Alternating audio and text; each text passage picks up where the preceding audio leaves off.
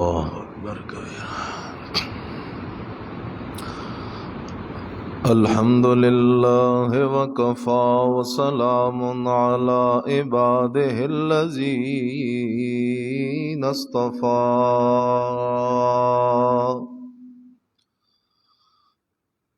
خصوصاً علی سید الرسل وخاتم الانبیاء۔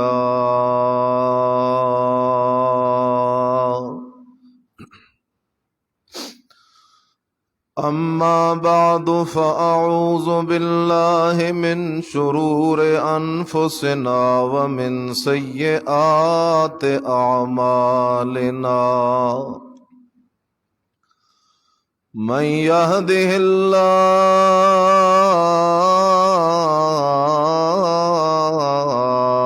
فلا مضل له ومن يضلله فلا هادي له، وأشهد أن لا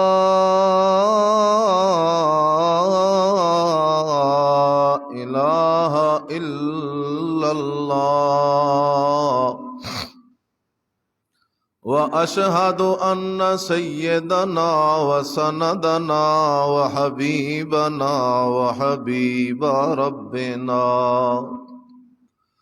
وطبيبنا وطبيب قلوبنا محمد عليه الصلاة والسلام۔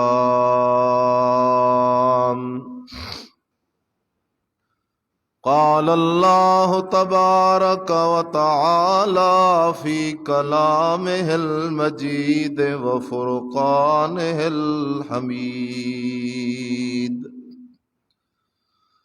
رب هب لي من الصالحين، فبشرناه بغلام حليم، فلما بلغ معه السعي قال يا بني إني أرى في المنام أني أذبحك فانظر ماذا ترى، قال يا أبت افعل ما تؤمر ستجدني إن شاء الله من الصابرين۔ إن الله وملائكته يصلون على النبي، يا أيها الذين آمنوا صلوا عليه وسلموا تسليما۔ اللهم صل على محمد وعلى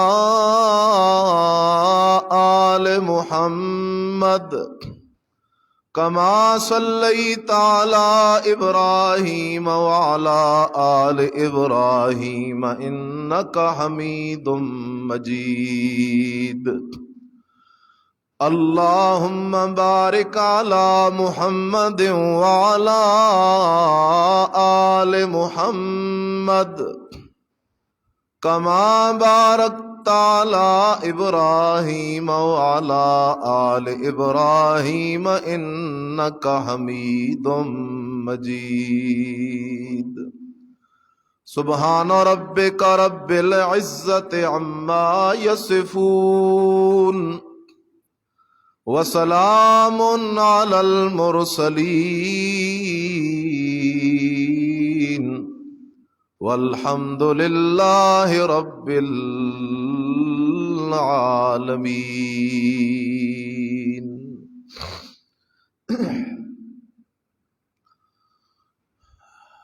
انتہائی قابل صد احترام محض مخلص مسلم دوستو، بھائیوں، بزرگوں،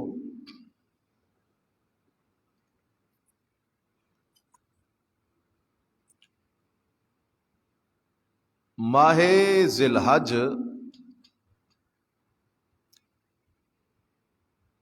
جس مہینے کے اندر پوری دنیا سے اہل اسلام حج کے لیے ارض پاک مکہ مکرمہ میں حاضر ہوتے ہیں، اور وہ مہینہ جس مہینے میں امت مسلمہ قربانی والی عبادت کرتی ہے۔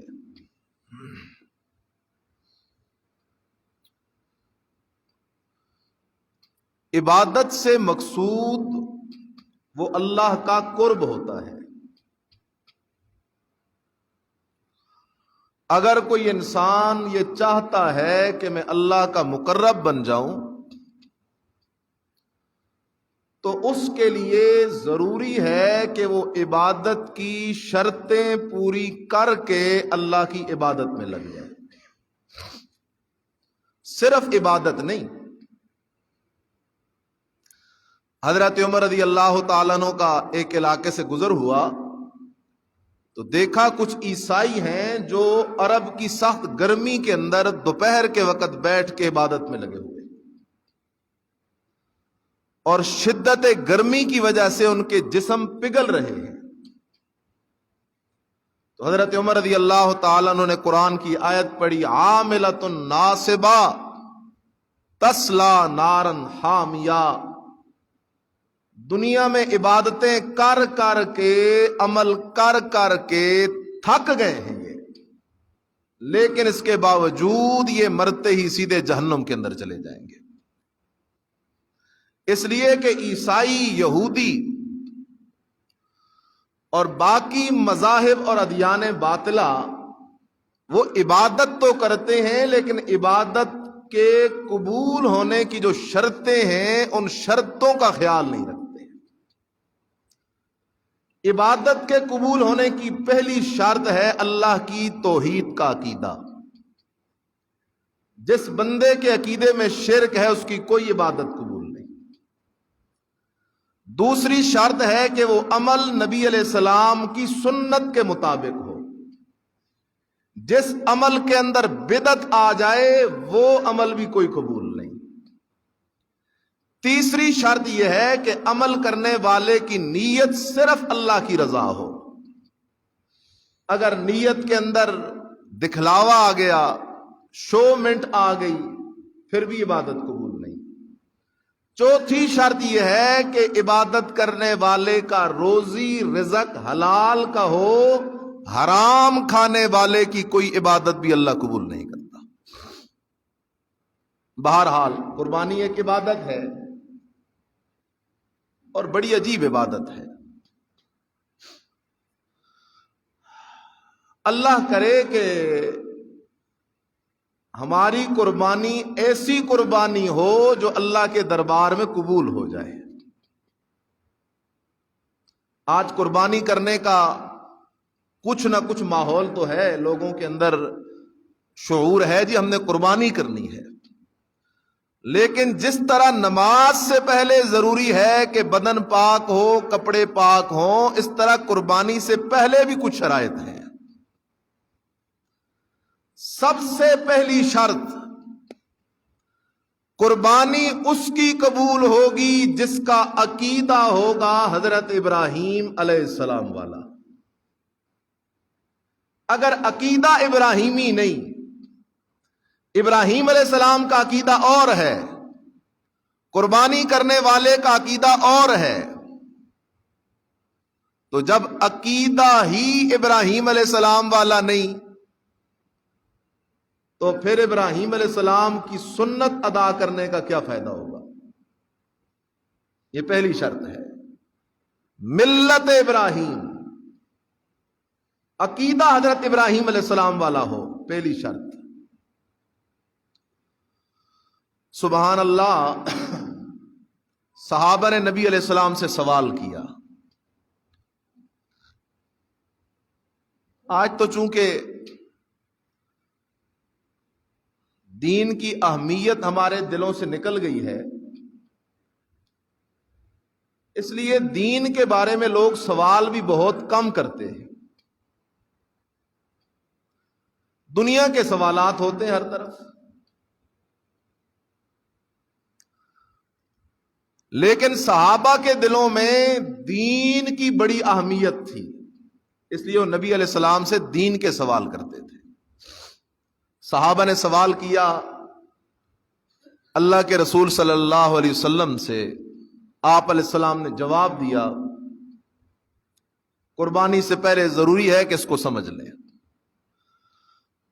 قالوا ما هذه الأضاحي یا رسول اللہ، صحابہ کہنے لگے اللہ کے نبی، ہم جانور خریدتے ہیں اور جانور خرید کر اس مہینے کی 10 تاریخ کو ہم ان جانوروں کو ذبح کر دیتے ہیں، پھر گوشت ہم خود کھا جاتے ہیں اور ان جانوروں کے چمڑے ہم مستحقین کو دے دیتے ہیں۔ ہمیں سمجھ نہیں آ رہا قربانی والی عبادت ہے کیا چیز؟ نبی علیہ السلام نے فرمایا ہی سنت ابیکم ابراہیم۔ آپ علیہ السلام نے فرمایا میرے صحابہ، توحیدیوں کا ایک امام گزرا ہے جس کا نام ابراہیم خلیل اللہ ہے علیہ السلام۔ ابراہیم خلیل اللہ نے اپنے رب کے عشق کے اندر ایک کام کیا، اللہ کو اپنے خلیل ابراہیم کی وہ ادا، وہ کام اتنا پسند آیا، اللہ نے قیامت تک آنے والے مسلمانوں پہ لازم کر دیا کہ تم نے قیامت تک میرے خلیل ابراہیم کی سنت کو زندہ رکھنا ہے۔ اللہ کو اپنے نبی ابراہیم خلیل اللہ کی وہ ادا اتنی پسند آئی، اللہ نے قیامت تک آنے والے مسلمانوں پر اس سنت کو، اس ادا کو، اس کام کو جاری کر دیا۔ اب ابراہیم علیہ السلام کی وہ سنت کیا ہے، ابراہیم علیہ السلام کی وہ ادا کیا ہے؟ قربانی کے اندر، اس عبادت کے اندر غوطہ لگا کے ذرا سمجھنا کہ قربانی ہے کیا۔ قربانی صرف جانور خریدنے کا نام نہیں، قربانی صرف جانور ذبح کرنے کا نام نہیں، قربانی صرف گوشت کھانے کا نام نہیں۔ اگر صرف جانور ذبح کرنے کا نام قربانی ہے تو قصاب سارا سال جانور ذبح کرتے رہتے ہیں۔ نہ میرے عزیز، ذرا اس عبادت کے اندر غوطہ لگا تو جواب آئے گا، قربانی بندے کا اپنے اللہ سے عشق کے اظہار کا نام ہے۔ بندہ جب اپنے رب سے عشق کا اظہار کرتا ہے، دیکھو نا ابراہیم خلیل اللہ نے کیسے عشق کا اظہار کیا، آسمان بھی حیران ہے، فرشتے بھی حیران ہیں کہ اللہ کا ایک دوست ہے ابراہیم جو اپنے رب کے عشق میں اتنا انتہا پسند بن گیا کہ وہ چھری لے کے اپنے بیٹے کو ذبح کرنے کے لیے تیار ہو گیا، اولاد قربان کرنے کے لیے تیار ہے، لیکن رب کو ناراض کرنے کے لیے تیار نہیں۔ اللہ کے ساتھ اظہار عشق کا نام قربانی ہے۔ ساری عبادات کو لیا، حاجی حج کے لیے جا رہا ہے، کیا کرنے جا رہا ہے؟ اللہ کے سامنے اپنے عشق کو ظاہر کرنے جا رہا ہے۔ نمازی نماز پڑھ رہا ہے، کیوں؟ اس لیے کہ اللہ کے ساتھ اپنی محبت کا اظہار کر رہا ہے۔ روزے دار روزہ رکھ رہا ہے، کیوں؟ اللہ کے ساتھ اپنی محبت کا اظہار کر رہا ہے۔ اس لیے خیال کرو نا، اللہ بڑا بے نیاز ہے۔ دینے پہ آتا ہے تو کافروں کو دیتا ہے، نہیں دینے میں آتا تو اپنے پیاروں کو نہیں دیتا۔ دینے پہ آتا ہے تو کفار کو بغیر مانگے اولاد دیتا ہے، دینے پہ آتا ہے تو بے دینوں کو دیتا ہے،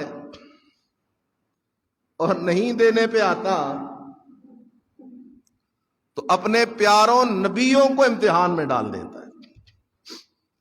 ابراہیم علیہ السلام بڑھاپے کی عمر کو پہنچ گئے، اولاد کوئی نہیں، خلیل اللہ کی اولاد کوئی نہیں۔ اللہ کا پیغمبر بڑھاپے کی عمر کو پہنچ گیا، اولاد کوئی نہیں۔ دوسری طرف حالات دیکھو، باپ دشمن ہے، برادری دشمن ہے، گھر سے علاقے سے بھی نکال دیا گیا۔ ابراہیم علیہ السلام کو جب باپ نے گھر سے نکالا تو ابراہیم علیہ السلام جب باپ کا گھر بار چھوڑ کے آ رہے ہیں، آتے آتے ابراہیم علیہ السلام کی زبان پہ ایک دعا جاری ہوئی۔ وہ دعا کیا ہے؟ اس دعا کو سن اور ساتھ عقیدہ سمجھ کہ ابراہیم خلیل اللہ کا عقیدہ کیا ہے، کیونکہ قربانی اس کی قبول ہوگی جس کا عقیدہ بھی ابراہیم علیہ السلام والا ہوگا۔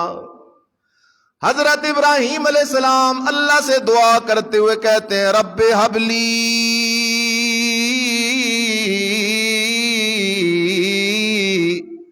من الصالحین،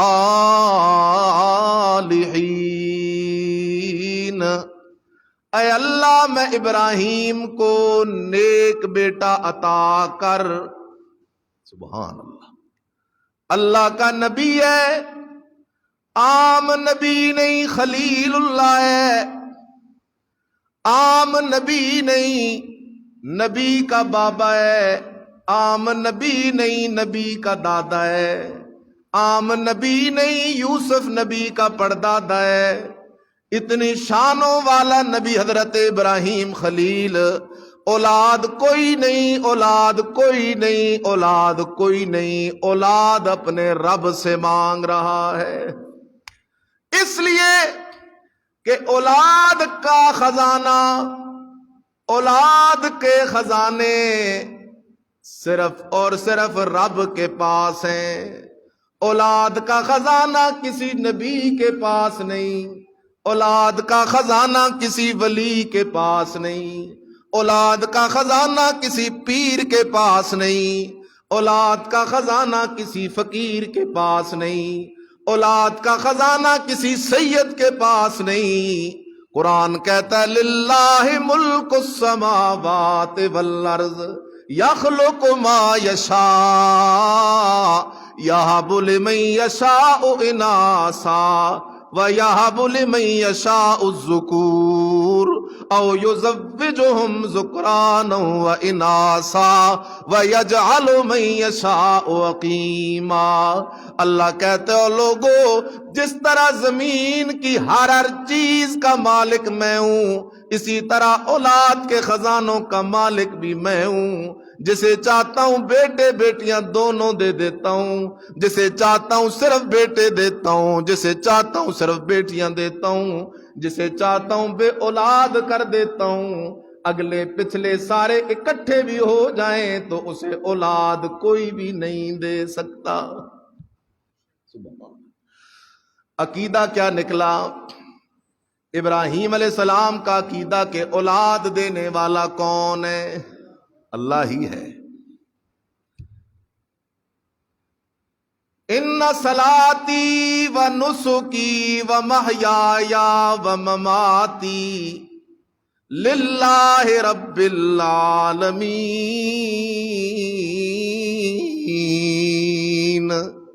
لا شریک لہ وَبِذَلِكَ أُمِرْتُ وَأَنَا أَوَّلُ الْمُسْلِمِينَ۔ ابراہیم علیہ السلام کی سنت ادا کرنے سے پہلے ضروری ہے کہ ابراہیمی بن۔ اور ابراہیم علیہ السلام کا دوسرا عقیدہ، ان صلاتی للہ، ابراہیم علیہ السلام کا عقیدہ کہ میری بدنی عبادت صرف اللہ کے لیے، وَنُسُكِي لِلَّهِ، میری مالی عبادت بھی صرف اللہ کے لیے، وَمَحْيَايَ، میرا جینا بھی صرف اللہ کے لیے، وَمَمَاتِي، میرا مرنا بھی صرف اللہ کے لیے۔ کیوں؟ رب العالمین، اس لیے کہ جب سارے جہانوں کا پالنہار وہ اکیلا اللہ ہے تو بدنی عبادت کے لائق بھی اکیلا اللہ، مالی عبادت کے لائق بھی اکیلا اللہ۔ جب بدنی عبادت کے لائق بھی اکیلا اللہ، مالی عبادت کے لائق بھی اکیلا اللہ، تو نچوڑ نکالا قرآن نے، فرمایا لا شریک لہو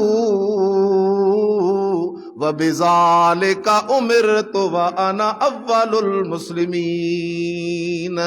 اے میرے سارے نبیوں کے سردار محمد کریم، اپنی سچی زبان سے اعلان کر، اور لوگوں سارے نبیوں کا عقیدہ، سارے ولیوں کا عقیدہ، سارے پیروں کا عقیدہ، سارے مسلمان فقیروں کا عقیدہ، سارے فرشتوں کا عقیدہ یہ کہ لا شریک لہو، اس اللہ کے ساتھ شریک کوئی نہیں۔ اور میرے امتیوں تمہاری مرضی ہے، مانو نہ مانو، میں محمد اللہ کا نبی تو اعلان کرتا ہوں، انا اول المسلمین، میں محمد کا سب سے پہلے یہ عقیدہ یہ ہے کہ میرے رب کے ساتھ شریک کوئی نہیں۔ سبحان اللہ۔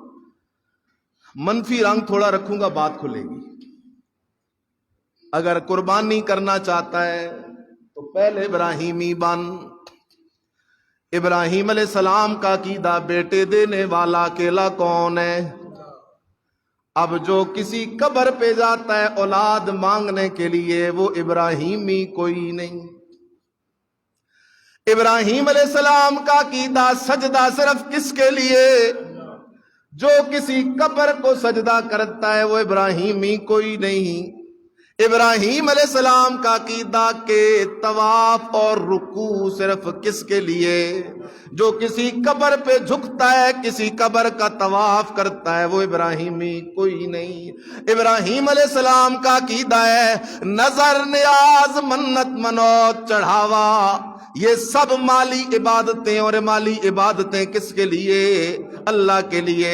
جو کسی پیر، فقیر، نبی، ولی کے نام پہ نظر نیاز دیتا ہے، منت منوت دیتا ہے، یہ ابراہیمی کوئی نہیں۔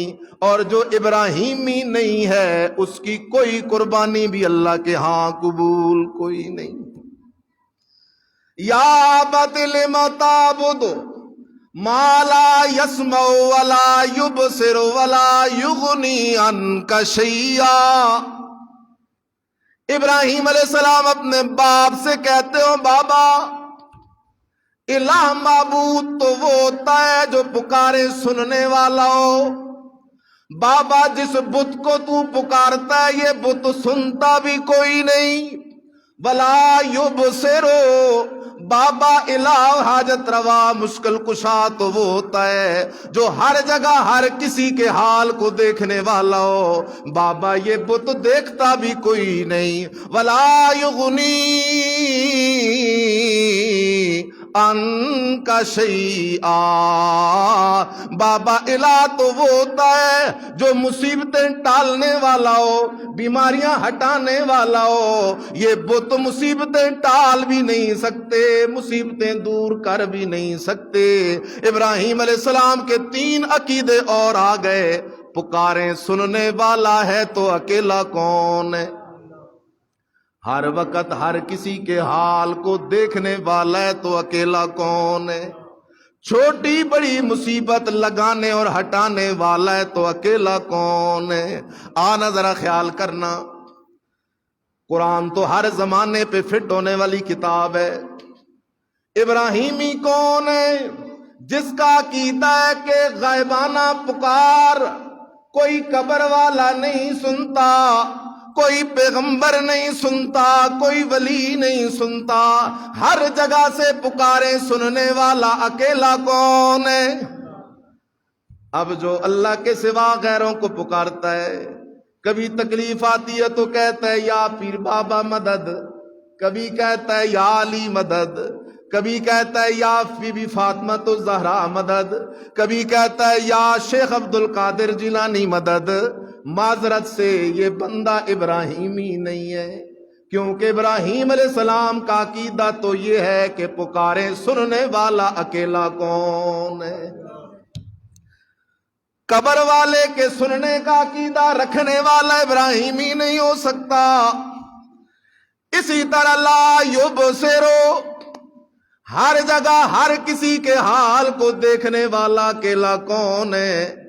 اب جو یہ سمجھے کہ میرا پیر میرے حال کو دیکھتا ہے، فلاں ولی میرے حال کو دیکھتا ہے، دم بدم پڑھو درود، حضرت بھی ہیں یہاں موجود، نبی علیہ السلام یا کسی پیغمبر ولی کے ہر جگہ حاضر و ناظر ہونے کا قائل ہے، یہ بندہ ابراہیمی نہیں ہے، اس کی قربانی کوئی قربانی نہیں ہے۔ ولا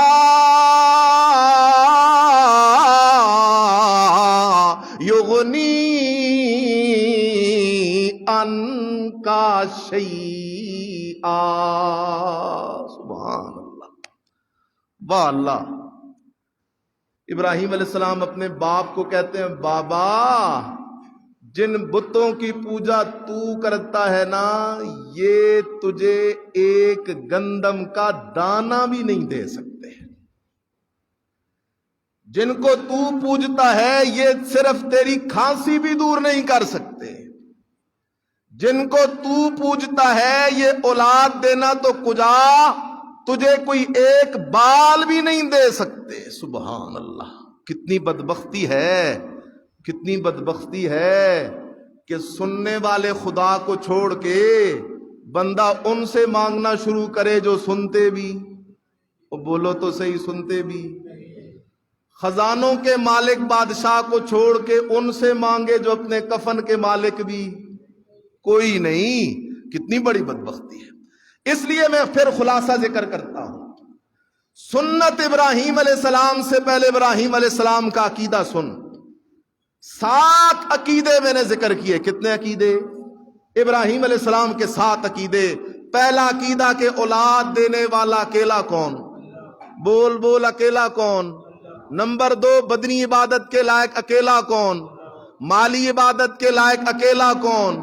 زندگی صرف کس کے لیے؟ موت صرف کس کے لیے؟ غائبانہ پکارے سننے والا اکیلا کون؟ ہر جگہ ہر کسی کے حال کو دیکھنے اور سننے والا اکیلا کون؟ نفع نقصان کا مالک اکیلا کون ہے؟ اب یہ 8 عقیدے اگر اسی طرح ہیں تو الحمدللہ ہم ابراہیمی ہیں۔ اب سنت ادا کر ابراہیم علیہ السلام کی، قربانی قبول ہوگی۔ لیکن اگر عقیدہ ابراہیم علیہ السلام والا نہیں، خدا کی قسم ساری دنیا کے جانور ذبح کر دو، ایک بھینس نہیں، ساری دنیا کے جانور، صرف بسم اللہ نہیں، پورا قرآن پڑھ کے ذبح کر دو، کخ بھی قبول نہیں ہوگا، کیونکہ قبول تب ہوگا کہ پہلا عقیدہ حضرت ابراہیم علیہ السلام والا ہوگا۔ سبحان اللہ۔ بڑھاپے میں بیٹا مانگا، اللہ نے بیٹا دے دیا، اور بڑھاپے کے اندر جو اولاد ملے اس اولاد سے بندے کو پیار بھی بڑا ہوتا ہے۔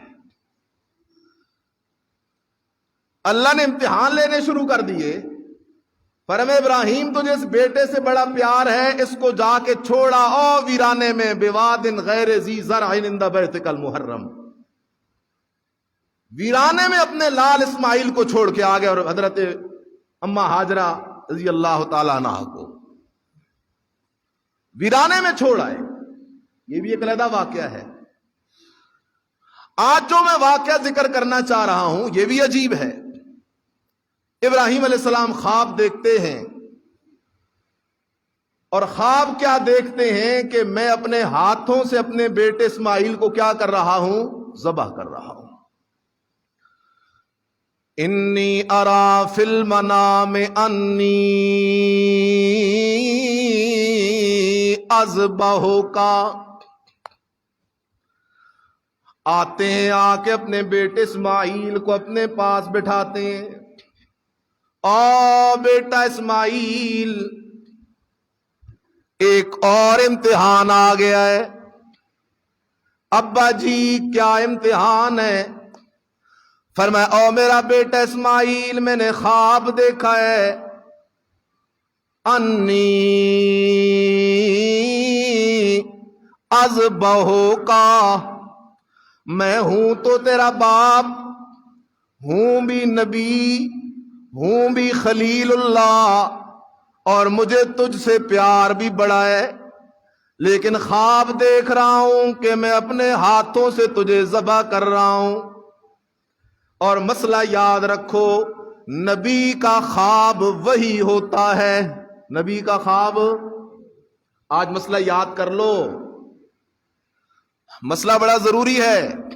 آج لوگوں نے دین کی بنیاد خوابوں پہ کھڑی کی ہوئی ہے۔ فلاں پیر صاحب نے خواب دیکھا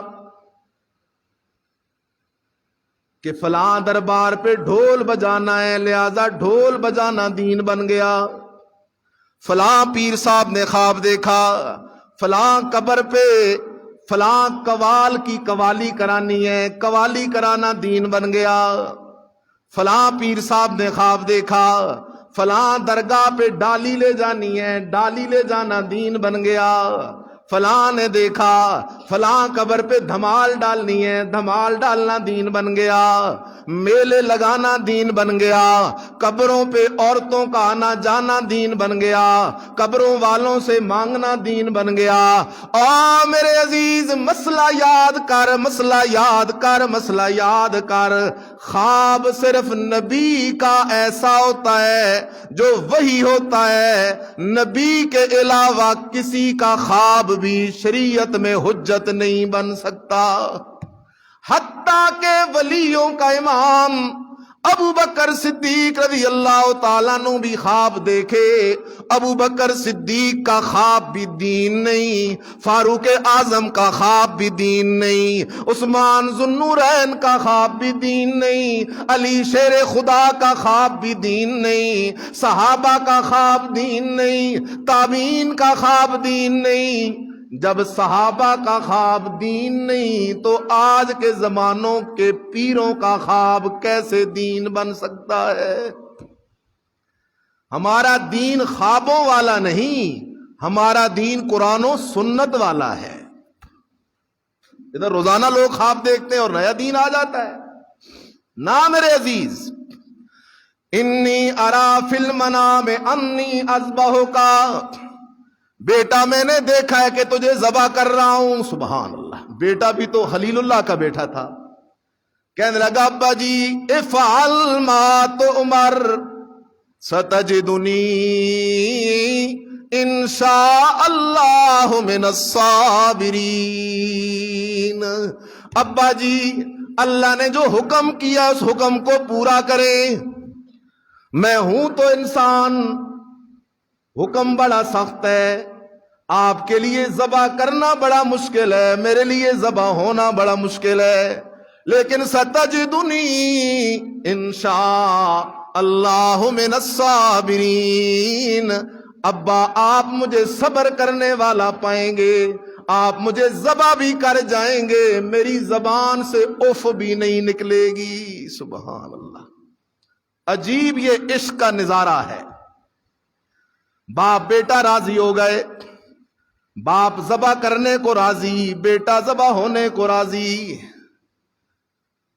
باپ اللہ کے عشق میں بیٹے کو ذبح کرنے جا رہا ہے اور بیٹا اللہ کے عشق میں ذبح ہونے جا رہا ہے۔ عجیب ہے رب کا عشق۔ چل پڑے دونوں،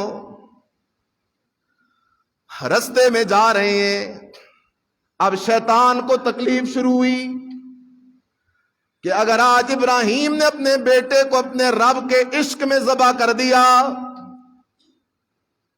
تو ابراہیم کی شان تو اور بلند ہو جائے گی، چلو کسی ہیلے بہانے سے میں ابراہیم کو روک لوں۔ آ گیا شیطان ایک بڑے بزرگ کی شکل میں، ایک بڑے پیر صاحب کی شکل میں، حضرت صاحب کی شکل میں۔ ابراہیم علیہ السلام جا رہے ہیں، وادی منا کے اندر ہیں، شیطان آ کے ملتا ہے، حضرت جی السلام علیکم، وعلیکم السلام، آپ بیٹے کو ذبح کرنے جا رہے ہیں۔ ایسے بھی کبھی کسی باپ نے کیا ہے؟ آپ باپ ہیں بھی نبی، ہیں بھی خلیل اللہ، بیٹے کو ذبح کرنے جا رہے ہیں۔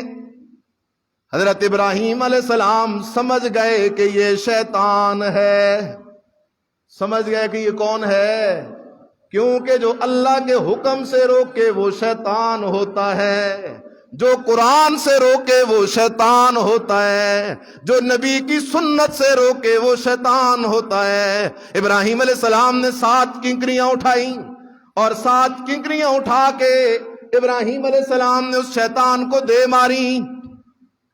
پھر ذرا چلے، پھر وہ شیطان آ گیا، پھر اس نے کوشش کی، ابراہیم علیہ السلام نے پھر 7 کنکریاں ماری، پھر آگے چلے، پھر کوشش کی، پھر ابراہیم علیہ السلام نے 7 کنکریاں ماری۔ سبحان اللہ، سبحان اللہ، سبحان اللہ۔ اللہ کو ابراہیم خلیل اللہ کی یہ ادا، شیطان کو کنکریاں مارنا بھی اتنا پسند آیا کہ اللہ نے کنکریاں مارنے کو بھی عبادت بنا کے رکھ دیا۔ سبحان اللہ۔ پہنچ گئے آگے، ذرا خیال کرنا، باپ ذبح کرنے کو تیار، بیٹا ذبح ہونے کو تیار، قرآن چل پڑا ہے آگے۔ قرآن کیا کہتا ہے؟ فلما اسلما وتلہ للجبین، باپ بیٹا دونوں رب کے تابعدار ہیں۔ حضرت ابراہیم علیہ السلام نے اپنے بیٹے اسماعیل کو کروٹ کے بل لٹا دیا۔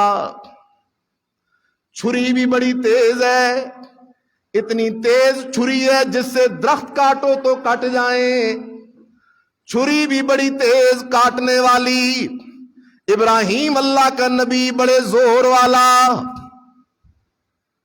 ابراہیم علیہ السلام چھری لے کے حضرت اسماعیل علیہ السلام کے قریب ہو گئے۔ اب یہاں ایک مسئلہ سمجھ، بعض لوگوں نے یہاں ایک گپ مشہور کی ہوئی ہے۔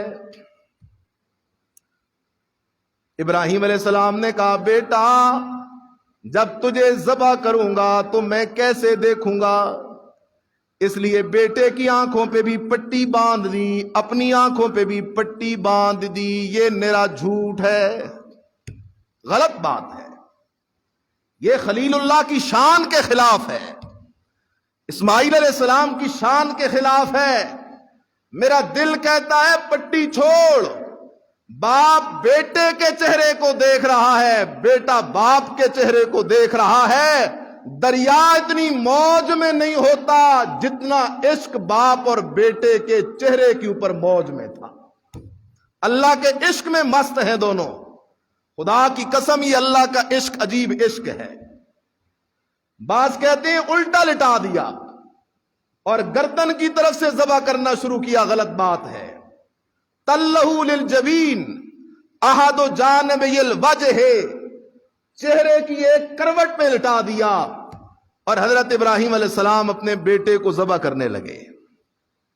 اب 2 مسئلے خدا را سمجھ لینا آج۔ پہلا مسئلہ، ابراہیم علیہ السلام نے چھری چلانی شروع کی۔ مشہور بات اسی طرح ہے، اب چھری چلا رہا اللہ کا پیغمبر، چھری کا کام ہے کاٹنا، اسماعیل کی گردن بھی نرم و نازک، گردن کا کام ہے کٹنا، چھری کا کام ہے کاٹنا، گردن کا کام ہے کٹنا۔ ابراہیم کی مرضی ہے کہ گردن کٹ جائے، لیکن گردن نہیں کٹ رہی۔ ابراہیم علیہ السلام زور لگا رہے ہیں گردن کٹ جائے، گردن نہیں کٹ رہی، پھر زور لگاتے ہیں کٹ جائے، گردن نہیں کٹ رہی، اس لیے کہ کس کی مرضی نہیں تھی؟ بولو بولو، کس کی مرضی نہیں تھی؟ اللہ کی مرضی نہیں تھی۔ اس لیے مسئلہ یاد رکھو، جب تک رب کی مرضی نہ ہو نبی کا زور بھی نہیں چلتا. نبی نے بڑا زور لگایا لیکن ہوا وہ جو چاہا کس نے. ہاں ہمارے دوست لوگ تو کہتے ہیں خدا دے پکڑے چھڑائے محمد، محمد دا پکڑا چھڑا کوئی نہیں سکتا. یہ تو کہہ رہا ہے نبی کا زور اللہ پہ چلتا ہے. دوسرا فریق فقیر اٹھا ملنگ، اس نے کہا رب دے پکڑے چھڑائے حسین. پھر بھی پوچھ دیں حسین کون ہے؟ نہ خیال کرنا خدا پہ کسی کا زور نہیں چلتا. قرآن کہتا ہے وَمَا تَشَاءُونَ إِلَّا أَن يَشَاءَ اللَّهُ. اللہ کہتا ہے میرے بندو تمہارے چاہنے سے کچھ نہیں ہوتا، ہوتا وہ ہے جو چاہتا کون ہے. نبی کی مرضی ہے گردن کٹ جائے لیکن گردن کٹی کوئی نہیں، اس لیے کہ میرے رب کی مرضی نہیں. دوسرا مقام دیکھ لو، نبی نام حضرت نوح علیہ السلام، سامنے بیٹا کھڑا ہے کنعان، نبی کا اپنا بیٹا ہے کنعان سامنے کھڑا ہے. حضرت نوح علیہ السلام کہتے ہیں یا بنی ارکب معنا، او بیٹا بڑا سیلاب آ گیا، اللہ کا عذاب آ گیا، بیٹا آجا کشتی میں سوار ہو جا. بیٹا کہتے ہیں نہ ابا جی اگر پانی اور زیادہ ہو گیا تو میں پہاڑ کی چوٹی پہ چڑھ جاؤں گا. نبی نوح علیہ السلام کہتے ہیں بیٹا لا عاصم اليوم من امر اللہ الا من رحم، آج اللہ کے عذاب سے کوئی نہیں بچے گا، وہی بچے گا جسے اللہ بچائے گا. نبی کی مرضی تھی بیٹا غرق نہ ہو، نوح علیہ السلام کی چاہت تھی بیٹا غرق نہ ہو. ہوا کیا؟ قرآن کہتا ہے حالا بینہم الموج، نبی کی آنکھوں کے سامنے پانی کی ایک موج آئی اور نبی کے بیٹے کو نبی کی آنکھوں کے سامنے غرق کر دیا. نبی کی چاہت تھی بیٹا غرق نہ ہو لیکن بیٹا غرق ہو گیا. معلوم ہوا نبی مرضی نبی کی نہیں چلتی، مرضی صرف رب العالمین کی چلتی ہے. دوسرا مسئلہ یاد رکھو، ابراہیم علیہ السلام بیٹے کو لے کے جا رہے ہیں. کدھر جا رہے ہیں؟ ذبح کرنے کے لیے. وہاں لٹا دیا بیٹے کو ذبح کرنے کے لیے. خیال کرنا میری اس بات کا جواب دو، انشاءاللہ مسئلہ حل ہوگا. اللہ نے جو حکم دیا بیٹے کو ذبح کرو، یہ ابراہیم علیہ السلام کا امتحان تھا. سارے کو ابراہیم علیہ السلام کا کیا تھا؟ بولو بولو کیا تھا؟ اور امتحان تب ہوتا ہے کہ بندے کو پہلے سے نتیجے کا پتہ نہ ہو. اگر ابراہیم علیہ السلام کو پہلے سے پتا ہوتا کہ چھری چلے گی نہیں، اسماعیل ذبح ہوگا نہیں، جنت سے دمبا آ جائے گا وہ ذبح ہوگا، تو پھر یہ امتحان بنتا ہی نہیں.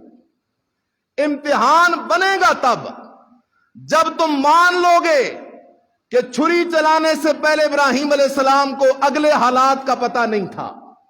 یہ پتہ نہ تھا کہ چھری نہیں چلے گی، یہ پتہ نہ تھا کہ اسماعیل ذبح نہیں ہوگا، یہ پتہ نہ تھا کہ جنت سے دمبا آئے گا. جب اگلے حالات کا ابراہیم خلیل اللہ کو پتہ نہیں تھا تو قرآن کا مسئلہ حل ہو گیا. آئندہ کے حالات کو جاننے والی ذات صرف کس کی ذات ہے؟ اللہ کی ذات ہے. اس لیے کسی کو ہاتھ نہ دکھایا کر، مقدر پیر سے نہ پوچھا کر، مقدر نجومی سے نہ پوچھا کر. جب ابراہیم خلیل اللہ کو اگلے حال کا پتہ نہیں، آدم صفی اللہ کو اگلے حال کا پتہ نہیں، کسی نبی ولی صحابی کو اگلے حال کا پتہ نہیں، تو اس زمانے کے پیر کو کیسے اگلے حال کا پتہ چل سکتا ہے؟ سبحان اللہ. اب آخری جملے کہنے لگا ہوں. ابراہیم علیہ السلام ذبح کر رہے ہیں، اوپر سے آواز آئی. اللہ نے جبرائیل کو کہا جبرائیل جلدی کر، جنت سے دمبا لے کے پہنچ زمین پر. فرشتے بھی حیران ہیں، آسمان بھی حیران ہیں کہ آج خلیل اللہ نے اپنے رب کے ساتھ عشق کی ایک نئی تاریخ رقم کر دی ہے. اوپر سے جبرائیل چلا، جبرائیل نے ایک نعرہ لگایا اللہ اکبر اللہ اکبر. آسمانوں سے حضرت جبرائیل علیہ السلام نے یہ نعرہ لگایا اللہ اکبر اللہ اکبر. یہ آواز ابراہیم علیہ السلام کے کانوں تک پہنچی. ابراہیم علیہ السلام نے فرمایا لا الہ الا اللہ واللہ اکبر. چھری کے نیچے سے اسماعیل نکل گیا، دمبا آ گیا. جب اسماعیل چھری کے نیچے سے نکل کے باہر کھڑا ہوا تو ابراہیم حضرت اسماعیل کی زبان پہ آیا اللہ اکبر وللہ الحمد. اللہ نے ان 3 جملوں کو بھی عبادت بنا دیا. جب عید کے دن آئے، 5 دن 4 دن پورے، 1 دن کی 3 نمازوں میں ہر نماز کے بعد میرے بندو یہ نعرے لگاؤ اللہ اکبر اللہ اکبر لا الہ الا اللہ واللہ اکبر اللہ اکبر وللہ الحمد. اپنے سیاسی لیڈروں کے نعرے تو لگاتے ہو، اپنے مولویوں پیروں کے نعرے تو لگاتے ہو، اپنے استاذوں کے نعرے تو لگاتے ہو، میرے نعرے بھی لگایا کرو نا. اللہ تیرا نعرہ کیا ہے؟ فرمایا اللہ اکبر اللہ اکبر اللہ اکبر. باقی سارے چھوٹے ہیں، سب سے بڑا ہے تو اکیلا کون ہے؟ وَتَرَكْنَا عَلَيْهِ فِي الْآخِرِينَ. اللہ کہتا ہے مجھے ابراہیم خلیل اللہ کی یہ ادا پسند آئی. قیامت تک آنے والے مسلمان خیال کیجئے گا، میرے ابراہیم کی سنت زندہ کریں، قربانی کریں، میں اللہ انہیں اپنی شان کے مطابق ثواب دوں گا. وہ حدیث پوری کر دیتا ہوں. صحابہ نے پوچھا اللہ کے نبی قربانی کیا ہے؟ آپ علیہ السلام نے فرمایا ابراہیم علیہ السلام کی سنت ہے. پھر صحابہ نے پوچھا یا رسول اللہ صلی اللہ علیہ وسلم ہم قربانی کریں گے تو ہمیں کیا ملے گا؟ نبی علیہ السلام نے فرمایا ہر بال کے بدلے نیکی ملے گی. اب بال کون شمار کرے؟ گویا کہ آپ علیہ السلام نے فرمایا جتنا اخلاص ہوگا اتنی نیکیاں ملیں گی، کوئی شمار کر ہی نہیں سکتا.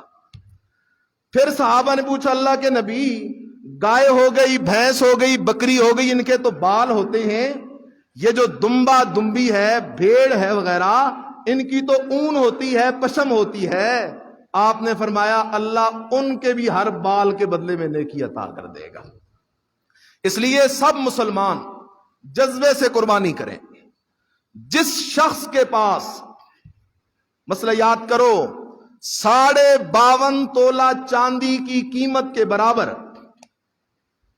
ضروریات سے زائد سرمایہ موجود ہے، جس شخص کے پاس 52.5 تولہ چاندی کی قیمت کے برابر ضروریات سے زائد سرمایہ موجود ہے، چاہے وہ دکان میں پڑا ہے، پراپرٹی کے کسی پلاٹ میں پڑا ہے، بینک کے اندر پڑا ہے، ایسے شخص پر چاہے مرد ہو عورت ہو قربانی کرنا واجب ہے.